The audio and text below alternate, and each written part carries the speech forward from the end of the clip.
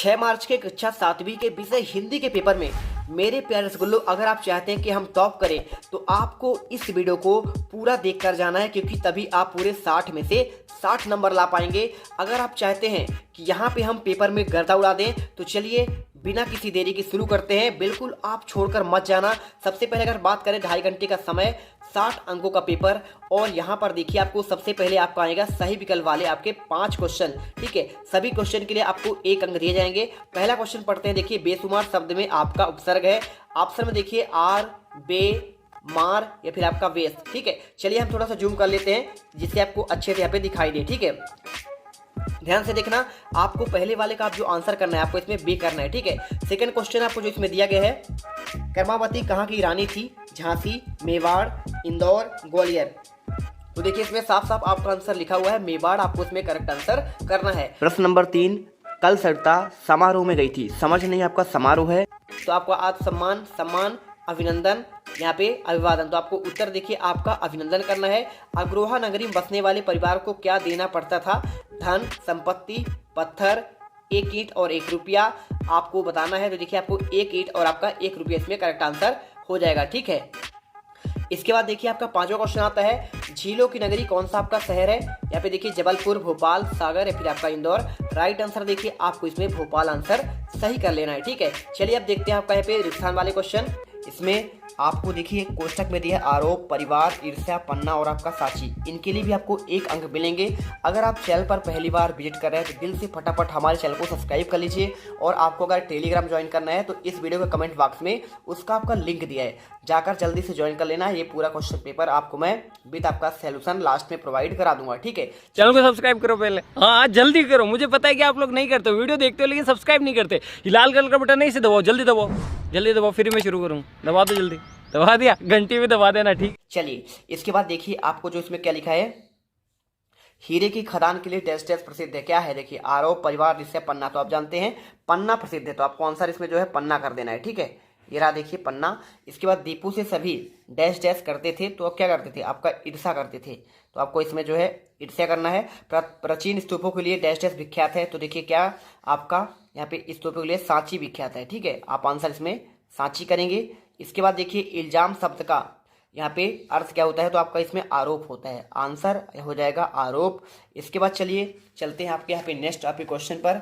यहाँ पे पूछा गया क्वेश्चन में खानदान शब्द का मानक हिंदी क्या है? तो देखिए आप इसमें देखेंगे तो खानदान शब्द का आपका यहाँ पे हो जाएगा परिवार। ठीक है, आंसर आपका एक ही ऑप्शन बचा हुआ है, तो आपको इसमें लिख देना है परिवार। इसके बाद चलिए दिखाते हैं आपको यहाँ पे क्या दिया है। अति लघुत्तरीय क्वेश्चन दिया है 11 से लेकर आपका 16 तक। निर्देश में प्रश्नों के उत्तर 1 या 2 वाक्य में लिखना है।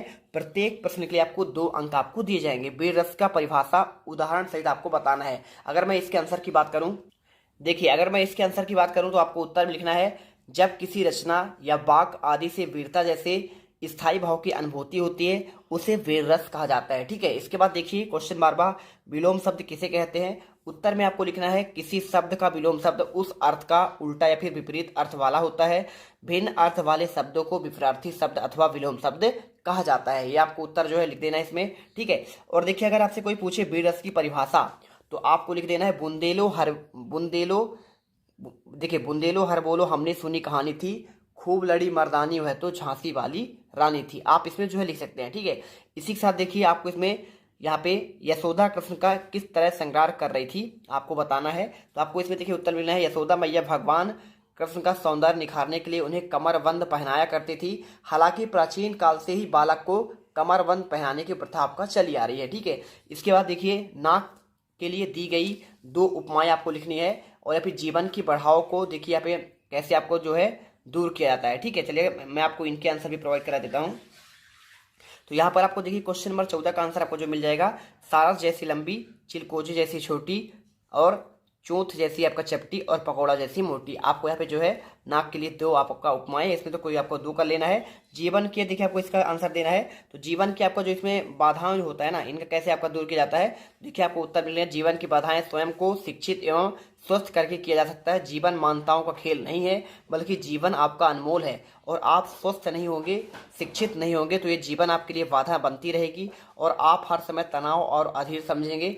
मैंने इसे संक्षिप्त में बस समझाया है कि आप इसमें समझ गए होंगे। ठीक है, क्वेश्चन नंबर 16 देखिए, इसमें लिखा है, यहाँ पे नरपति की बात हो रही है। तो यहाँ पे पूछा गया है कि नरपति अपनी प्यास के कष्टों को कैसे भूल गई। तो आपको देखिए उत्तर लिखना है, नरपति अपनी प्यास के कष्ट को भूल गई, उसकी आंखों के सामने परेशान पिता का चेहरा और उसकी आंखों में आंसुओं की झड़ी लग गई। ठीक है, तो क्वेश्चन का आंसर आपको मिल गया। इसके बाद चलिए देखते हैं, आपको यहाँ पे लघुत्तरीय क्वेश्चन आते हैं। इससे आपको 70 से आपके 22 तक क्वेश्चन आपको देखने को मिलेंगे। 40 से 50 शब्दों में इसका उत्तर लिखना है, जो आपको 3 अंक में आपको मिलेंगे। ठीक है, अनुप्रास अलंकार की परिभाषा और आपका उसका उदाहरण सहित आपको पूछा गया है।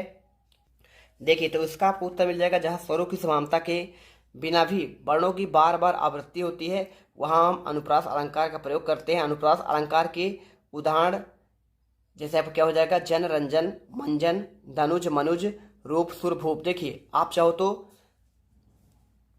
इसमें आप ये भी लिख सकते हैं, तरणी, तनुजा, तट, तमाल, तरबोर, बहुछाए। ठीक है, जो आपसे बने आप वो कर लीजिएगा। इसके बाद देखिए, आपको क्वेश्चन 18 मिलेगा, लेखक ने किन स्थानों की यात्रा की। उत्तर में आपको लिखना है, देखिए, लेखक ने सोनारी और शिव सागर की यात्रा की। ठीक है, इसके बाद देखिए क्वेश्चन आपका इसमें 19वां आता है।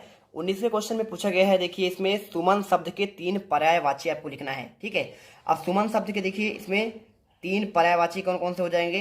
तो आपको इसमें हो जाएगा, देखिए, सुगंध, गंध और आपका सुरभि। ठीक है, आपको ये उत्तर करना है। क्वेश्चन देखिए 20वां, रस की परिभाषा और आपका इसका उदाहरण सहित आपको बताना है। तो कैसे लिखेंगे, देखिए, आपको इसमें लिखना है, रस की परिभाषा काव्य के पढ़ने, सुनने अथवा अभिनय देख में पाठक, श्रोता और दर्शक को जो आनंद की अनुभूति हो। देखिए, कोई आपको पढ़ेगा तो उसे क्या करेगा, उसे बोलेंगे पाठक, कोई आपका सुनेगा उसे तो बोलेंगे श्रोता, और कोई उसे अभिनय देखेगा तो उसे बोलेंगे दर्शक। तो इनको जो आनंद की अनुभूति होती है उसे रस कहते हैं।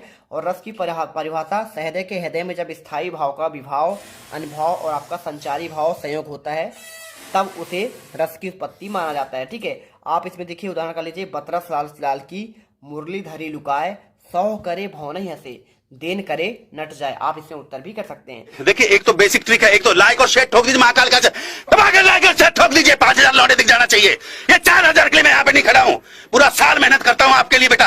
ऐसा नहीं चलेगा, ऐसा नहीं चलेगा, लाइक ठोकी दबा के। इसके बाद देखिए, नेहरू जी ने अपनी भाषण को गंगा में डालने की इच्छा व्यक्त क्यों की थी। ये क्वेश्चन आपसे पूछा गया है। तो देखिए, आपको सिंपल से आपको इसमें आंसर जो है यहाँ पे आपको बताया जाएगा।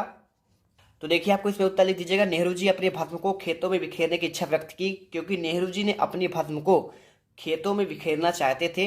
वह अपना देश और मिट्टी में ही अंत समय में मिलना चाहते थे। इसके बाद आपका देखिए 22वां, योग के अति सूक्ष्म साधन कौन कौन से, ये क्वेश्चन पूछा गया है। इसमें देखो यहाँ पे उत्तर जो है, योग के अति सूक्ष्म साधनों में निम्नलिखित प्रकार से वर्गीकृत किया जा सकता है, आसन, प्राणायाम, मुद्रा, ध्यान, मनन, समाधि, ज्ञान, भक्ति, योग साधना। योग के शारीरिक अतिसूक्ष्म साधनों का उद्देश्य शरीर के स्वस्थ और सुगठित बनाना। ये साधन शरीर के विभिन्न अंगों और ऊतकों को जागृत करके सक्रिय करते हैं। ठीक है, तो आपको उत्तर कर लेना है। इसके बाद देखिए, आपको दीर्घ उत्तरीय क्वेश्चन 23 से आपको 26 तक करना है।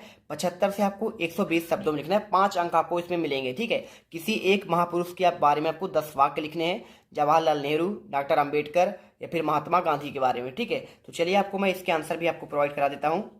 तो यहाँ पे देखिए, आपको महात्मा गांधी के बारे में आपको मैं 5 वाक्य लिखाता हूँ। महात्मा गांधी का जन्म 2 अक्टूबर को गुजरात के पोरबंदर के एक मध्यम परिवार में हुआ था, और उनके पिता करमचंद गांधी गुजरात के पोरबंदर शहर के दीवान थे। ठीक है, इसके अलावा देखिए, आपको लिखना है, उनकी शादी मई में कस्तूरबा मखांगी कपाड़िया नामक महिला से हुई थी। सितंबर 1888 में महात्मा गांधी उच्च अध्ययन के लिए लंदन चले गए थे, यानी बैरिस्टर की पढ़ाई करने के लिए, और तभी इन्हें बैरिस्टर गांधी भी कहते हैं। गांधी जी का रंग भेदभाव के खिलाफ हमेशा यहाँ पे लड़ते रहे, यानी गोरे अंग्रेजों के लिए। ठीक है, चलिए इसके बाद देखिए क्वेश्चन 24वां, मेरी कविता का मुख्य भाव अपने शब्दों में लिखना है। 25वां, कलाम ने अपनी शिक्षा पूरी करने के लिए क्या संघर्ष किया, और अपने प्रधानाध्यापक को 3 दिवस की छुट्टी के लिए आवेदन पत्र लिखना है। चलिए 24वें का आंसर आपको लिखना है, मेरी कविता का मुख्य भाव लिखना है। इस कविता में कवि अपने सद्व्यवहारों के लिए ईश्वर से प्रार्थना करते हैं। वे अपने हृदय में घमंड, क्रोध, ईर्ष्या जैसे दुर्भावों को नहीं रखना चाहते। वे दूसरों को उपकार करते हुए सरल व्यवहार करने, दीन दुखियों के प्रति करुणा रखते हुए, प्राणी जगत में मैत्री भाव रखने, अनुकूल या प्रतिकूल व्यवहार के बावजूद सबके प्रति समानता का भाव रखने, गुणवानों का सम्मान, सेवा भाव, दूसरों के उपकारों में देखिए उपकारों को न भूलने और हृदय में दूसरों के प्रति दुर्भावना न लाने, दूसरों के दोषों को छोड़ गुणों में ग्रहण करने, विषम परिस्थितियों में देखिए आपका यहाँ पे न्याय मार्ग से हटने, और संसार के मोह माया से देखिए इसमें दूर जाने की बात कर रहे हैं। इसके बाद देखिए क्वेश्चन 25वां, कलाम ने अपनी शिक्षा पूरा करके क्या संघर्ष किया?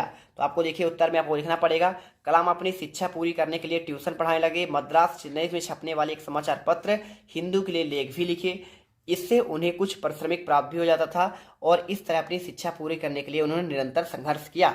इसके बाद लास्ट क्वेश्चन, 3 दिवस की छुट्टी के लिए आवेदन पत्र कैसे लिखना है? तो देखिए आपको यहाँ पे आंसर आपको इसमें दे देता हूँ।